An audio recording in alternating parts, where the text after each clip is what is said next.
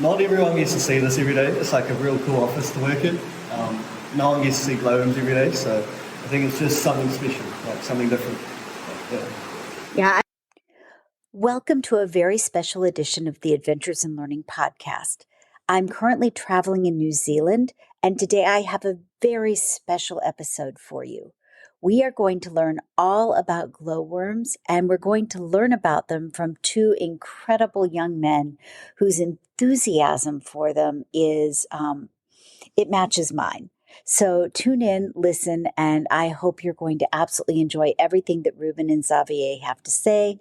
And if you're ever in New Zealand, definitely check out the Ruakuri Cave tour and Blackwater Rafting Company. All right, without further ado, let's listen. Wonder, curiosity, connection. Where will your adventures take you? I'm Dr. Diane, and thank you for joining me on today's episode of Adventures in Learning. Well, let's learn about them. So I'll just give you the whole life cycle, I guess. That'd be great. Yep. So the stage what they're in now is called the larvae stage or the hunting stage, and they're in the stage for around 9 to 10 months. And what they do in this stage is they hang down lines, 10 to 20. This is their fishing lines, how they catch food, and their food comes in from the river. So just any waterborne insects like midges, mayflies, and mosquitoes come through the river. They hatch in the river, and they go up to the only light source they can see, which is the glowworms, and they get caught in the fishing lines. And the fishing lines are made out of urine and snot, and they just reel them up and eat them up. So in that 9 to 10 months, they catch about 4 to 5 insects, which is not too much, but they're quite energy efficient as they are. They don't need much food. And after that 9 to 10 months, they go into a pupa or a cocoon stage for about 2 weeks. And after that 2 weeks, they hatch out and they become a big fly or mosquito. But they got one problem: they were born without a mouth, so they only have 3 to 5 days to live. So the only thing they can do is reproduce, and that's their sole purpose as an adult fly, is to reproduce. So they find the love of their life, go on a honeymoon, and mate for around 24 hours straight until the male dies of exhaustion. Yep, and then the female is left by herself to lay around 200 eggs in groups of 10 to 20. And the reason for the groups of 10 to 20 is after the female lays all the eggs, she also dies of exhaustion. So there's no one to feed the glowworms. So the firstborn gets to eat the brothers and sisters. Oh, wow. And then the life cycle continues.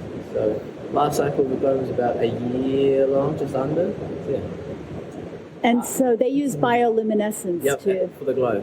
Yeah, and it's just how it's like a chemical reaction from the food they eat, the proteins and they have in their body. And they're actually not worms, correct? Yeah, so they in the larvae stage where they're in right now, they're closely more related to a maggot. So it's a glow maggot what you're looking at right now. But it's not very appealing to the tourists, so that's why they call it glowworms. And what part of their body is glowing as well?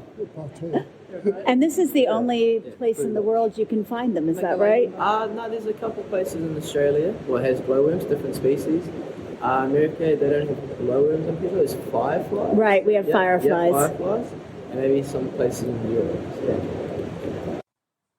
So as we were taken through the caves, our guides stopped and they showed us the most beautiful feeder strands that the glowworms created. Listen to what they had to say. Those are really gorgeous. Yeah, so... hard to believe that's mucus. Yes, some because as well. Oh, urine as well, yeah. Urine. And urine. If there's a brown spot, you can kind of guess what it is. Yep. So like when COVID happened, the caves were closed down, and after like the first was back, some of those lines were about 1.5 meters long. Oh wow. Yeah. Because we weren't coming past running in. Yeah, so there was less airflow, so they could grow longer. Because the shorter they are, the more airflow comes past, and I don't know if they're endangered, but impacting them, I could say it's us. Yeah. Because our breath and our speed walking past those lines are tangling them, and if they don't have any lines, they don't really survive. So I wouldn't say endangered, but I would say something that affects them is us, but also how much rain comes in, especially in here. if the rain gets too high, all the glowworms wash away. So I think the biggest problem is probably us in a way. Okay. It's pretty usual. We're the biggest predators because there's no bats in here because there's not enough food for them in here. They live in the bush outside as there's berries, more insects. The only predators to the glowworms is us and maybe some spiders or something. Yeah. We've got like a weta, it's like a big cicada. I don't know really how to Okay. explain it, but they don't really go near the glowworms, I think. Yes, yeah. When the lines do tangle, they have to fix them. That takes energy, and they can die of exhaustion from just rebuilding them all the time. So yeah. And the adult larvae, do they get caught in their own, the adult flies? They can because they don't have a glow anymore as their adult fly, so they can fly into them. If they're not strong enough, they'll just suck them up in the glow and just eat them. Yeah, so yeah. We've had our lights on the lines. We've had a moth come up and they get stuck and then they're trying so hard to get out. And then you see this glowworm. They have like a mucus strip.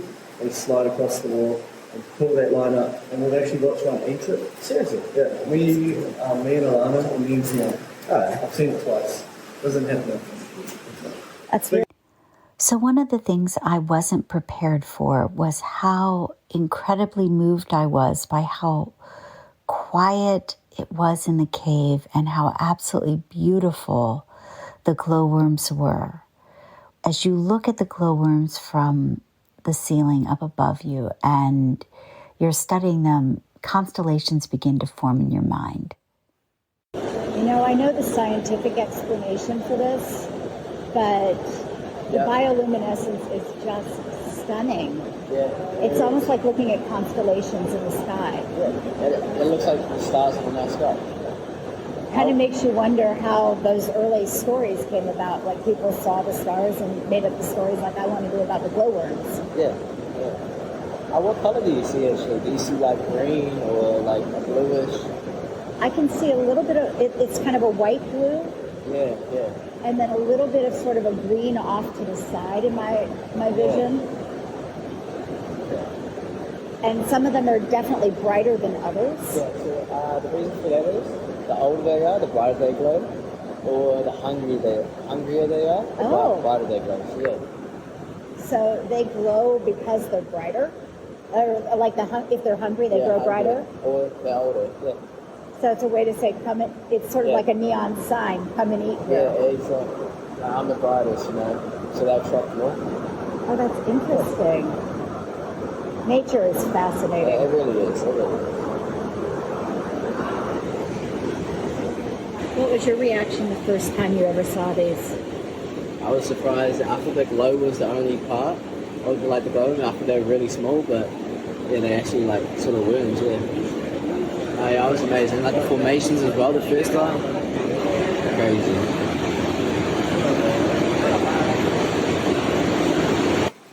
So now that you've met the glowworms, let's learn a little bit more about the cave where we first saw them. So now that you've met the... On the way here. So, the first people to discover this cave was about 300 to 400 years ago. It was a tribe, and the leader was called Tani Tinaro the First, and they came over from Kawhia. And they came over from Kawhia to just conquer more land. So they stopped in the Ruakuri Reserve, just in the bush somewhere, yeah. And so they just settled there for the night, and he told some of his tribe members to go out hunting to get all fueled up for the next battle. And one of them caught some kiriru, which is New Zealand native pigeons. And as he was walking back, he attracted a pack of dogs, which is quite rare in New Zealand, as they're not native here. They were brought over by Polynesian settlers, Maori people. So it was quite a big thing to find dogs. So they attacked him, so he just dropped the birds and ran back to his tribe. And then he told his leader, and they got a bigger hunting party, and they came back and started eating for the dogs. But they were used. So the meat was used for food, the bones, jewellery, and weapons, and the fur was made into a cloak for the leader Tani Tiraro. So yeah. And so when they came back to the dogs, they actually discovered the cave, and that's why the name Ruakuri stands for Den of Dogs. Oh. Yeah, so that's the meaning behind the name, and he named it. And so after that, Tani Tiraro and his tribe never lost another battle. So they were quite well known in the Waikato district. That was the first discovery of the cave, but they never went inside the cave. Okay. And then when he died, he was laid to rest at the head of the cave with 12 other people. So that's why it's a sacred burial site. Yeah. Sweet. And if you guys follow me, the first person to actually go inside the cave was James Holden in 1904 as he won the land above in the gullet. So he found the cave and started exploring. That's really cool. Yeah. And how long has it been open to the public? So James Holden had the land from the cave in the gullet in 1904. In that same year he found the cave and started running tours in 1904 to 1906. But then the government saw the potential in tourism in the Waitara regions, especially with the Glowworm Cave as well, and they tried to buy the Holden family out and people owning the glowworms, but they refused, and then they went back to Parliament, made some legislations up, and pretty much took the caves off the Holdens, and they had the caves until 1906 to 1988. The grandson Jimmy Holden, in the 1980s, he got a land surveyor to survey the caves to see how much was actually underneath their land, and they found it was 80% underneath their land. So they got some lawyers involved, found an old Roman law saying you own everything to the heavens above, to the centre of the earth. So yeah, they got the cave back in 1988.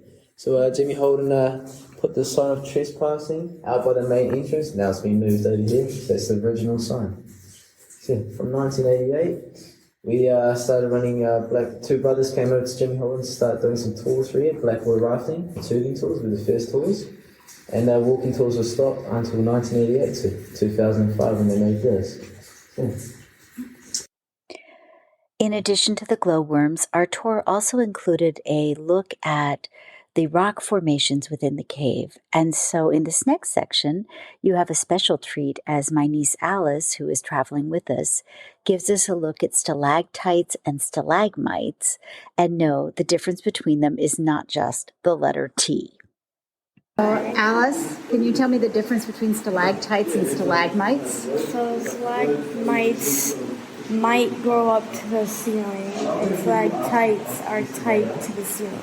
So if I'm looking at the cave, are the stalactites hanging down and the stalagmites are going up? all right?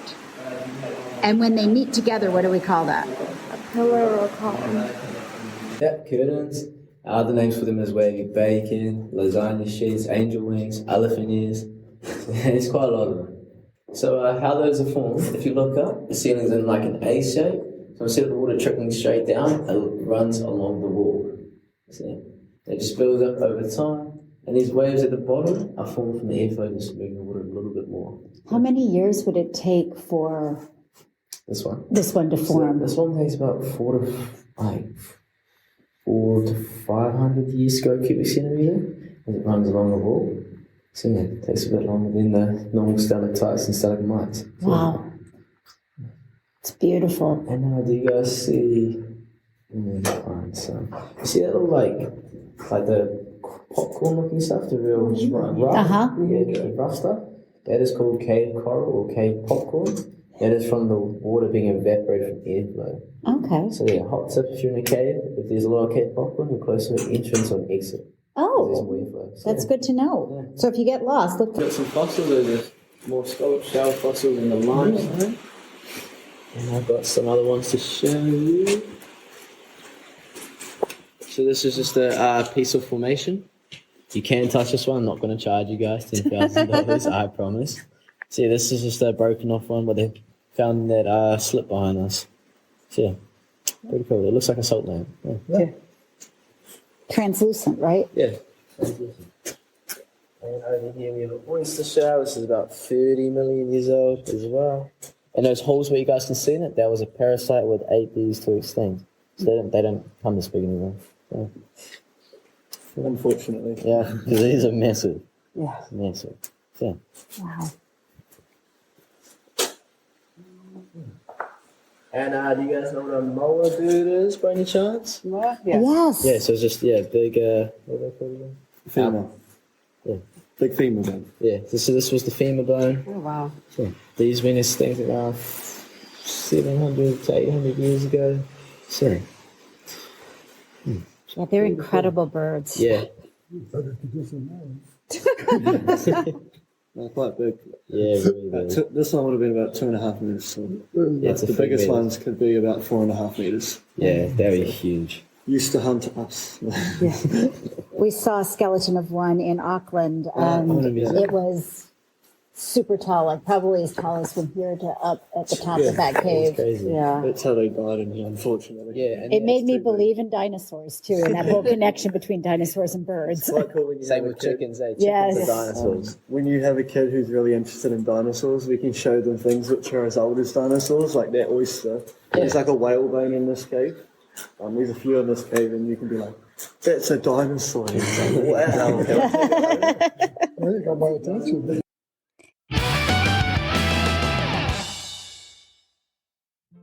Hey, early childhood and elementary school teachers and librarians. Are you looking for ways to spice up your curriculum, build connections with engaged STEAM learners, and introduce multicultural versions of fairy tales and folk literature? If so, head over to drdianeadventures.com and check out our on-demand virtual course. Beyond Ever After STEAM on-demand virtual course allows you to work at your own pace and learn how to build these STEM connections through multicultural fairy tales and folk literature. You'll receive professional development credits after you complete this high-energy 3-hour on-demand course produced with Steve Spangler, Inc. As a bonus, you're going to receive a PDF that's filled with curriculum connections and program ideas you can put to work immediately in your early childhood, elementary, or library setting. Discounts are available for group purchases, plus you get special pricing when you purchase it as part of a regular professional development workshop. So head on over to drdianeadventures.com and get started on your own Beyond Ever After experience.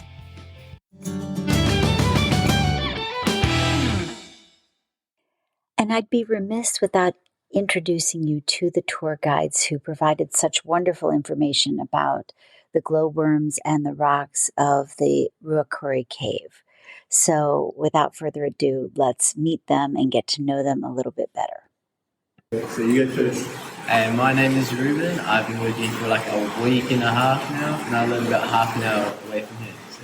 And how did you become fascinated with glowworms and caves? So last year with a school trip with Now to Read class, we came here on this little trip just to venture the cave on a leather tour, just a rafting tour. And then afterwards they said you can come in for work experience and maybe get a job.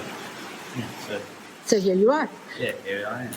All right. Hello, my name's Xavier. I've been here for just under 3 months, maybe 2 months, and I live about 10 minutes away. And same opportunity, I just came on a school trip and they offered us work experience. And yeah, that's about it.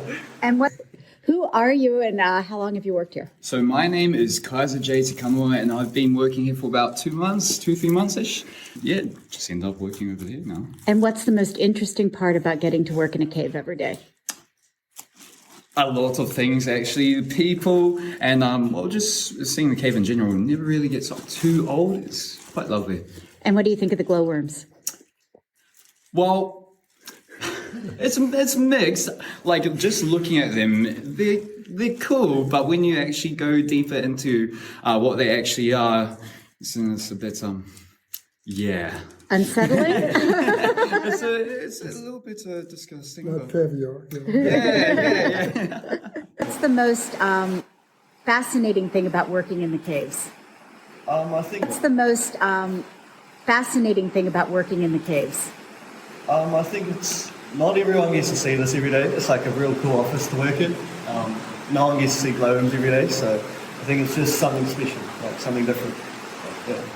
Yeah, I've been traveling the world, and I was lucky enough to get to go down into a volcano in Iceland. They have a dormant volcano, and it's the only one in the world where it's a different one, Dad. And it's the only one in the world where it's like a window washing rig, and you go down into the cone. Yeah. And so I'm always fascinated by sort of caves and experiences that allow people to come a step closer to understanding how the world around us works. And this job's really cool because you see people, different types of people every single day, so it's always interesting. Well, great. You get to see a cave for free, Exactly.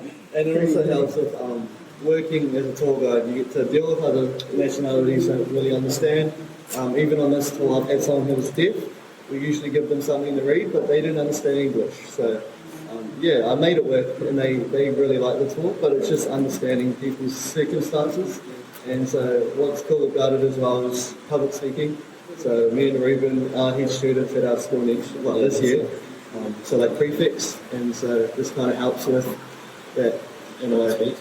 Prefix like Harry Potter. I don't really watch that, so I don't really know, but maybe. And what are you guys hoping to do after school? So I'm not very sure yet, so I'll probably come back in next summer and probably just take a gap and travel the world and see what I want to do for the rest of my life. Yeah. It's probably about the same as me. Pretty much come back next summer, earn a bit of a living, save up, then decide what I want to do as well. So, it's about the same as And if you don't mind my asking, how old are you? I'm 17. And I'm 16. Well, you guys are doing an amazing job of giving this tour, so thank you. Wait a minute, then. What's your favorite old legend to share? Oh, what is my favorite? To be honest, I'm not actually too sure. I just like telling the stories that I've been told. So tell us one of those stories. All right. So we had one of the electricians working in the ghost passage, and they got to a point they happened to look up, and there was a dark, shadowy figure just crouched down watching them. So it was, interesting to hear. And I've had my fair share of experiences myself. Well, only one or two, but they were interesting. And Xavier, this was after you got signed off, by the way. It was weird, but yeah. So there are presences in the caves? Well, it's either the guides playing around with other guides, or it could be. Who knows? Interesting.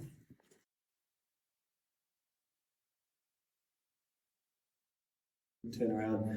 This whole cave is solar powered, and all the orange lights are actually recycled off trucks, which are on the road these days. So cool. We're quite a solar efficient cave, which is quite weird to think it's solar powered. Just trying to leave little impact to the cave as possible. And all the lights are on a timer, so once we pass that session, they turn off and go back into blackness cave. Just as we grow like a lamp floor, it's like a green algae on the wall, which we have to come in with the Department of Conservation to spray it. So keeps it natural. Trying to leave little impact as possible. And if the Holden family ever want us to leave, because we do have a lease with them, and it runs out in 2035, we can just pack this all up, leaving no impact. And the concrete over there, it's in sheets, so we can just pick it up pretty much. Yeah. Just because there's like mud underneath it, so it's not going to damage anything. It's got a mud layer underneath it, so. That's really cool. Yeah. So we'll carry on. Just watch your head.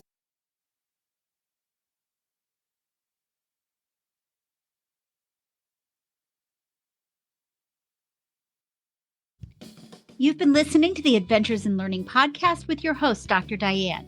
If you like what you're hearing, please subscribe, download, and let us know what you think, and please tell a friend. If you want the full show notes and the pictures, please go to drdianeadventures.com. We look forward to you joining us on our next adventure.